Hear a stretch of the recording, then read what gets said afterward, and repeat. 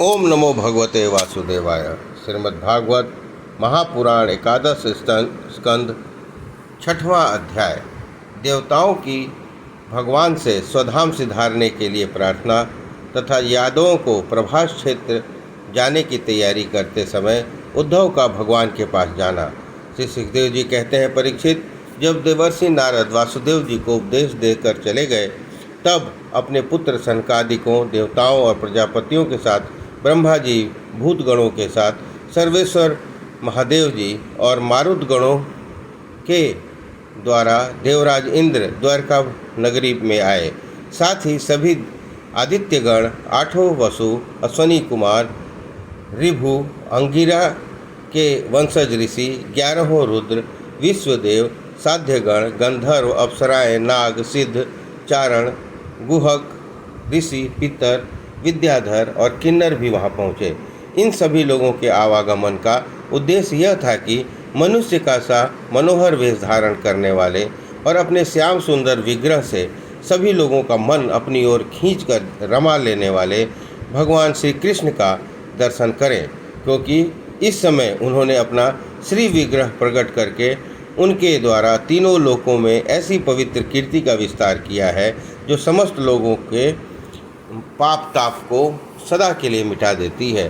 द्वारकापुरी सब प्रकार की संपत्ति, ऐश्वर्यों से समृद्ध और अलौकिक दीप्ति से दीप्तिमान हो रही थी। वहां आकर उन लोगों ने अनूठी छवि से युक्त भगवान श्री कृष्ण के दर्शन किए। भगवान की रूप माधुरी का निर्निमेष नयनों से पान करने पर भी उनके नेत्र को तृप्त न होते थे। वे एकटक बहुत देर तक उन्हें देखते रहे। उन लोगों के स्वर्ग के उद्यान, नंदनवन, चैत्र रथ आदि के दिव्य पुष्पों से जगदीश्वर भगवान श्री कृष्ण को ढक दिया और चित्र विचित्र पदों और अर्थों से युक्त वाणी के द्वारा उनकी स्तुति करने लगे।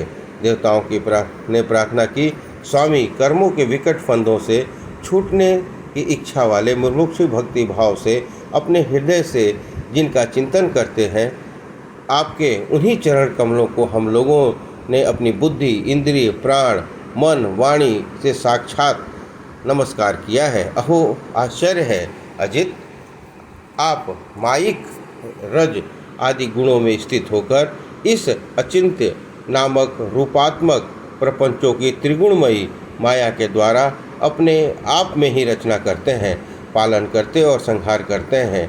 यह सब करते हुए भी इन कर्मों से आप लिप्त नहीं होते हैं, क्योंकि आप राग, द्वेषादि दोषों से सर्वदा मुक्त हैं और अपने निरावरय अखंड स्वरूप भूत परमानंद में मग्न रहते हैं।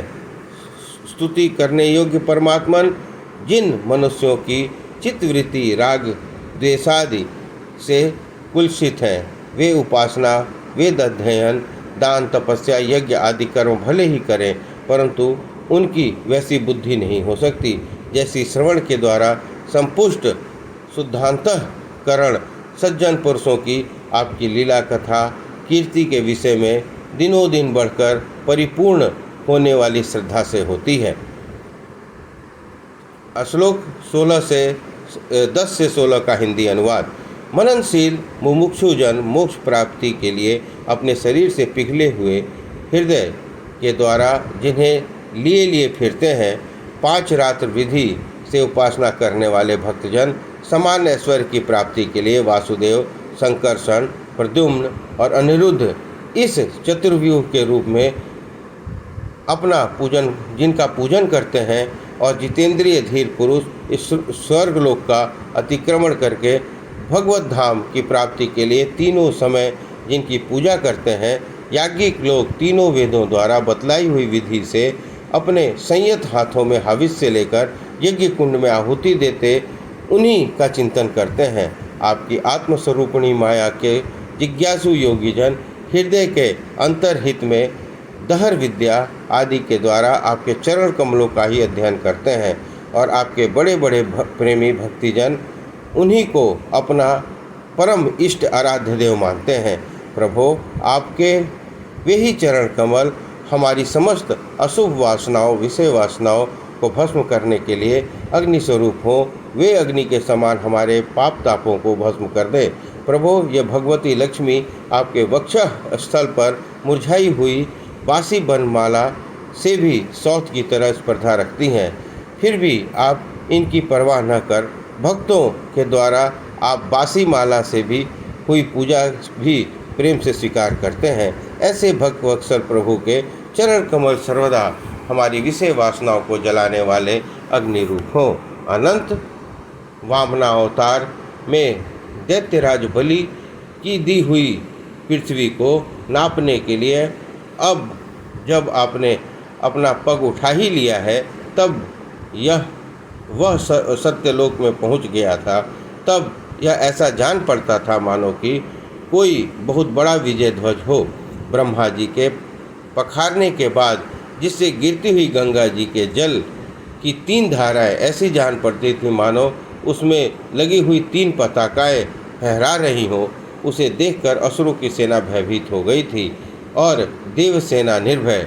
आपका यह चरण कमल साधु स्वभाव पुरुषों के लिए आपके धाम वैकुंठ लोक की प्राप्ति का, दुष्टों के लिए अधोन्नति का कारण है। भगवान, आपका वही पादपद्य हम भजन करने वालों के सारे पाप ताप धो डालता है। ब्रह्मा आदि जितने भी शरीरधारी हैं वे सत्य, रज, तम इन तीनों गुणों से परस्पर विरोधी त्रिविध भावों की टक्कर से जीते मरते रहते हैं। वे सुख दुख के थपेड़ों से बाहर नहीं हैं। वे ठीक वैसे ही अपने वश में हैं जैसे नाधे हुए बैल अपने स्वामी के वश में होते हैं। आप उनके लिए भी काल स्वरूप हैं, जिन उनके जीवन का आदि मध्य और अंत आप में ही अधीन है। इतना ही नहीं, आप प्रकृति और पुरुष से भी परे स्वयं पुरुषोत्तम हैं। आपके चरण कमल हम लोगों का कल्याण करें। प्रभु, आप इस जगत की उत्पत्ति स्थिति प्रलय के परम कारण हैं, क्योंकि शास्त्रों में ऐसा कहा है कि आप प्रकृति पुरुष महतत्व के सभी नियंत्रण करने वाले काल हैं। शीत, ग्रीष्म, वर्षा काल रूप 3 नाभियों वाले संवत्सर के रूप में आपको क्षय की ओर ले जाने वाले काल आप ही हैं।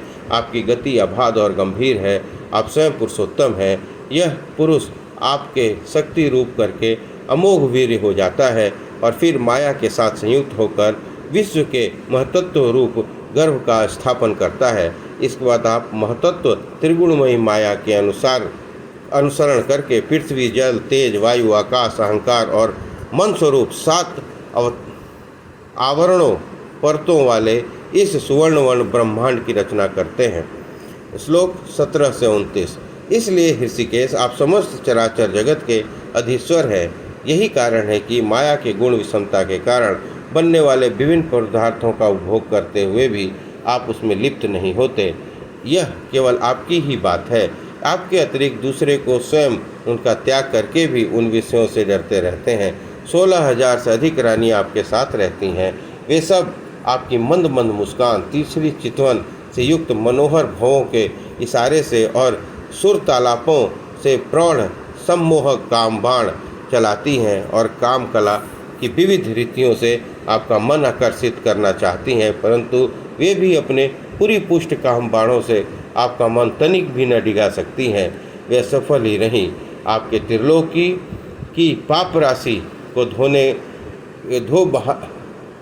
को धो बहाने के लिए 2 प्रकार की पवित्र नीतियाँ बाहर रखी हैं। एक तो आपकी अमृतमयी लीला की भरी कथा नदी और दूसरी आपके पाद प्रलाक्षण से जल से भरी हुई गंगा जी। अतः सत्संग सेवी विवेकी जन कानों द्वारा आपकी कथा नदी में और शरीर द्वारा गंगा जी में गोता लगाकर दोनों ही तीर्थों का सेवन करते हैं और अपने पाप ताप मिटा देते हैं। सुखदेव जी कहते हैं, परीक्षित, समस्त देवताओं और भगवान शंकर के साथ ब्रह्मा जी ने इस प्रकार भगवान की स्तुति की। इसके बाद वे प्रणाम करके अपने धाम जाने के लिए आकाश में स्थित होकर भगवान से इस प्रकार कहने लगे। ब्रह्मा जी कहने, सर्व आत्मनन प्रभु, पहले हम लोगों ने आपके अवतार लेकर पृथ्वी पर का भार उतारने के लिए प्रार्थना के अनुसार ही यथोचित रूप को पूरा कर दिया। आपने सत्यपरायण साधु पुरुषों के कल्याणार्थ धर्म की स्थापना भी कर दी। अब दसों दिशाओं में ऐसी कीर्ति फैला दी जिसे सुन सुनकर और सुन सुनाकर सब लोग अपने मन का मैल मिटा देते हैं। आपने यह सर्वोत्तम रूप धारण करके यदुवंश का अवतार लिया और जगत के हित के लिए उदारता और पराक्रम से भरी अनेकों लीलाएं की। प्रभो, कलयुग में जो साधु स्वभाव मनुष्य आपकी इन लीलाओं का श्रवण कीर्तन करेंगे वे सुगमता से ही इस अज्ञान रूप अंधकार से पार हो जाएंगे। पुरुषोत्तम सर्वशक्तिमान प्रभो, आपको यदुवंश में अवतार ग्रहण किए 125 वर्ष बीत गए हैं। सर्वधार हम लोगों का ऐसा कोई काम बाकी नहीं है जिसे पूर्ण करने के लिए आपको यहाँ रहने की आवश्यकता हो। ब्राह्मणों के शाप के कारण आपका यह कुल भी एक प्रकार से नष्ट हो चुका है। इसलिए वैकुंठनाथ, यदि आप उचित समझे तो अपने परम धाम में पधारिए और अपने सेवक द्वारा लोकपालों का तथा हमारे लोगों का पालन पोषण कीजिए। भगवान श्री कृष्ण ने कहा, ब्रह्मा जी, आप जैसा कहते हैं मैं पहले ही वैसा निश्चय कर चुका हूँ। मैंने आप लोगों की सब काम पूरे करके अब पृथ्वी का भार उतार दिया है, परंतु अभी एक काम बाकी है। वह है यदुवंशी बल विक्रम, वीर शूरता और धन संपत्ति से उन्मुक्त हो रहे हैं। वे सारी पृथ्वी को ग्रास लेने पर तुले हुए हैं। इन्हें मैं ठीक वैसे ही रोक रखा है जैसे समुद्र को उसके तट की भूमि। श्लोक 30 से 43। यदि मैं घमंडी और उत्श्रृंखल यदुवंशियों को यह विशाल वंश नष्ट किए बिना ही चला जाऊंगा तो ये सब मर्यादा का उल्लंघन करके सारे लोगों का संहार कर डालेंगे। निष्पाप ब्रह्मा जी, अब ब्राह्मणों के शाप से इस वंश का नाश प्रारंभ हो चुका है। इसका अंत होने पर मैं आपके धाम में होकर आऊँगा। श्री सुखदेव जी कहते हैं, परीक्षित, अब अखिल लोकाधिपति भगवान श्री कृष्ण ने इस प्रकार कहा। तब ब्रह्मा जी ने उन्हें प्रणाम किया और देवताओं के साथ वे अपने धाम को चले गए। उनके जाते हुए द्वारकापुर में बड़े बड़े अपशुगन, बड़े बड़े बाहु थे। उन्हें देखकर यदुवंश के बड़े बूढ़े भगवान श्री कृष्ण के पास आए और भगवान कृष्ण से उनसे ये बात कही। भगवान श्री कृष्ण ने कहा, गुरुजनों, आजकल द्वारका में जिधर देखिए उधर ही अपशुगन और आपात हो रहे हैं। आप लोग जानते हैं कि ब्राह्मणों ने हमारे वंश को ऐसा शाप दे दिया है जिसे टाल सकना बहुत ही कठिन है। मेरा यह विचार है कि हम लोग अपने प्राणों की रक्षा चाहते हो तो हमें यहाँ नहीं रहना चाहिए। अब विलंब करने की आवश्यकता नहीं। हम लोग आज परम पवित्र प्रभास क्षेत्र के लिए निकल पड़े। प्रभास क्षेत्र की महिमा बहुत प्रसिद्ध है। इस समय दक्ष प्रजापति के शाप से चंद्रमा का राज यक्ष्मा रोग ने ग्रस्त कर लिया है। उस समय उन्हें प्रभास क्षेत्र में जाकर स्नान किया और वे तत्काल उस पापजन्य रोग से छूट गए। साथ ही उन्हें कलाओं की अभिवृद्धि भी प्राप्त हो गई। हम लोग भी प्रभास से चलकर स्नान करेंगे, देवता और पितरों का तर्पण करेंगे। साथ ही अनेक गुण वाले पकवान तैयार करके श्रेष्ठ ब्राह्मणों को भोजन कराएंगे। वहाँ हम लोग उन सत्पात्र ब्राह्मणों की पूरी श्रद्धा से बड़ी बड़ी दान दक्षिणा देंगे और इस प्रकार उनके द्वारा बड़े बड़े संकटों को वैसे ही पार कर जाएंगे जैसे कोई जहाज़ द्वारा समुद्र पार कर जाता है।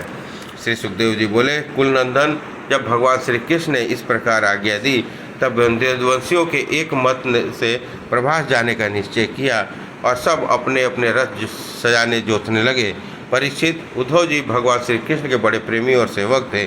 उन्होंने जब यदुवंशियों की यात्रा की तैयारी करते हुए देखा तो भगवान की आज्ञा सुनी और अत्यंत घोर अपशुगन देखे तो वे जगत का एकमात्र अधिपति भगवान श्री कृष्ण के पास एकांत में गए और उनके चरणों पर अपना सिर रखकर प्रणाम किया और हाथ जोड़कर प्रार्थना करके कहने लगे।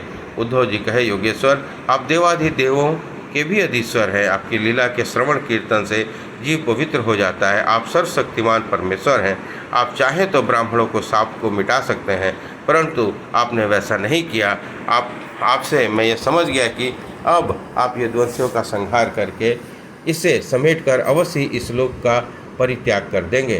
परंतु घुंघराली अलकों वाले श्याम सुंदर, मैं आधे क्षण के लिए भी आपके चरण कमलों पर त्याग के बाद सोच नहीं सकता। मेरे जीवन सर्वस्व, मेरे स्वामी, आप मुझे भी अपने धाम ले चलिए। प्यारे कृष्ण, आपकी एक एक लीला मनुष्यों के लिए परम मंगलमयी, कानों के लिए अमृत स्वरूप है। जिसे एक बार उस रस को चख लिया है उसका मन फिर किसी दूसरे वस्तु की लालसा नहीं रह जाता। प्रभु, हम आपको उठते बैठते सोते जागते घूमते फिरते आपके साथ रहे हैं। हमने आपके साथ स्नान किया है, खेल खेले हैं, भोजन किया है, यहाँ तक कहाँ तक गिनवाएं। हमारी एक एक चेष्टा आपके साथ होती है। आप हमारे प्रियतम हैं और तो क्या, आप हमारे आत्मा ही हैं। ऐसी स्थिति में हम आपके प्रेमी भक्त आपको कैसे छोड़ सकते हैं। हमने अपनी धारणा, आपकी धारण क्यों ही माला पहनी है, आपके लगाए हुए चंदन लगाए हैं, आपके उतारे हुए वस्त्र पहने हैं और आपके धारण किए हुए गहनों से अपने आप को सजाते रहे हैं।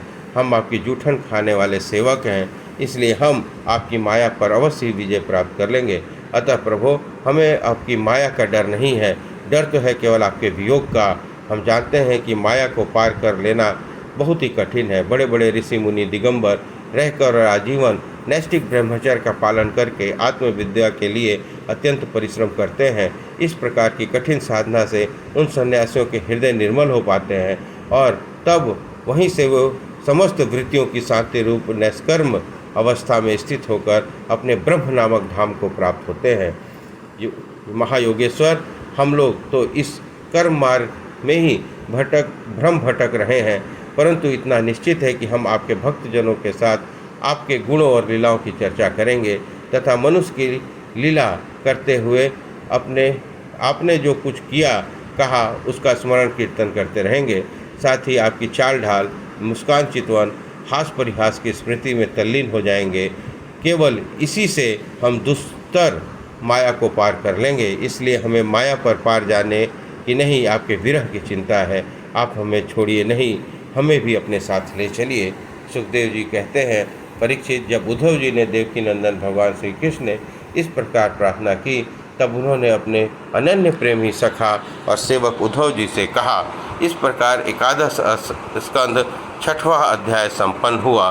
बोलिए कृष्ण भगवान की जय।